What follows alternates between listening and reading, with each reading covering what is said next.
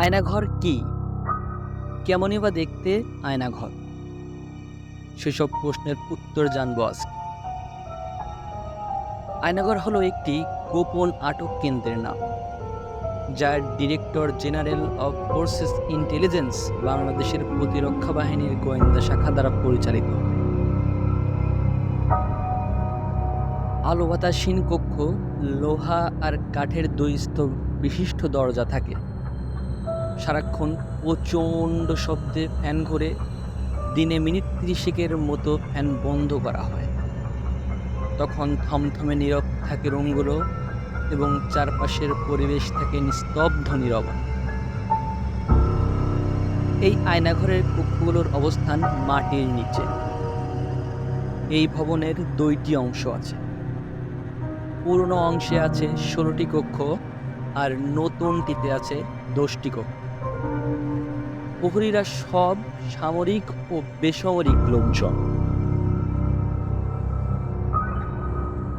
এটি মূলত high value বন্দীদের আটক রাখার ক্ষেত্রে ব্যবহৃত হয়। যারা সরকারের বিরুদ্ধে লেখালেখি করে, কথা বলে বা বিভিন্নভাবে ক্ষমতাসীনদের বিরুদ্ধে অবস্থান করে, তাদেরকে এখানে এনে গুম করে রাখা হয়। গুম করে রাখা মানুষদের এখানে মাসের পর মাস, বছরের পর বছর বন্দী হিসেবে রাখা। তাদেরকে কারোর সাথে কোনো রকম যোগাযোগ করতে দেওয়া হয় না, সম্পূর্ণ পৃথিবী থেকে বিচ্ছিন্ন করে রাখা হয়। ওয়াশরুমে নিয়ে যাওয়া হয় চোখে কালো কাপড় পরিয়ে, যাতে কাউকে চিনতে না পারে, কারোর সাথে কথা বলতে না পারে। দিনে একটি নির্দিষ্ট সময়ে বাথরুম ব্যবহার করতে দেওয়া হয় বন্দীদের। এখানে থাকা মানে জীবিত অবস্থায় মৃত্যুর যন্ত্রণা ভোগ করা। এর চেয়ে অনেকাংশে মৃত্যুই শ্রেয় বলে জানিয়েছেন কয়েকজন মুক্তি পাওয়া মানুষ। অনেক ক্ষেত্রে দেখা গেছে, গুম হওয়া অনেককে কয়েক বছর পর দিনের আলোতে এনে জঙ্গি তকমা দেওয়া হয়েছে এবং পরবর্তীতে তাদের জেলে পাঠানো হয়েছে। আগে এসব কক্ষে যারা বন্দী ছিলেন, তারা তার অপহরণকারীদের পরিচয় সম্পর্কে স্পষ্ট সূত্র রেখে গেছেন। অনেকেই খাবারের সাথে দেওয়া মাংসের হাড় বা কোনো শক্ত বস্তু দিয়ে ডিজিএফআই এর নাম কক্ষের দেয়ালে খোদাই করে লিখে গেছেন। এসব সূত্র থেকে বোঝাই যায় এখানে অসংখ্য মানুষকে বন্দি করে রাখা হয়। কেউ কেউ আবার ফোন নাম্বারও লিখে রেখেছিল, যদি কেউ এখান থেকে বের হয়ে তার পরিবারকে একটু খবর জানায়, শুধু এই আশায়।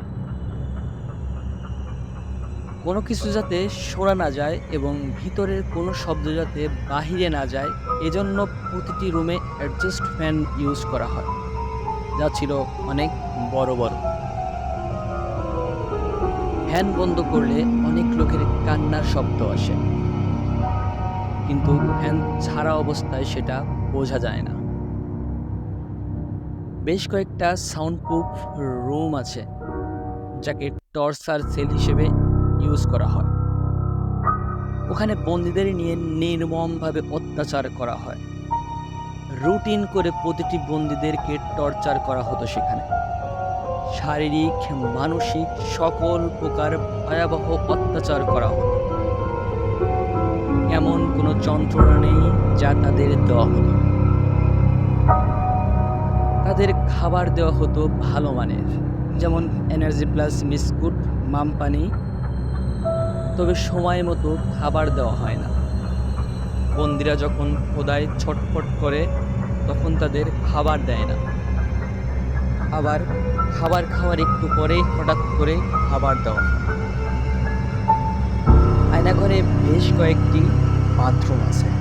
প্রতিটি বাথরুমে একটা লো প্যান, একটা হাই প্যান কমোড আছে। পরিশেষে বলা যায়, আয়নাঘর হলো একটি নির্মম, অসহনীয় যন্ত্রণার জায়গা, যেখানে প্রতিটি মুহূর্ত, প্রতিটি সেকেন্ড কাটে ভয়ঙ্কর মৃত্যু হয়। প্রতিটি বন্দির আর্তনাদ আর চিৎকারে কম্পিত হয় নিস্তব্ধ পরিবেশ।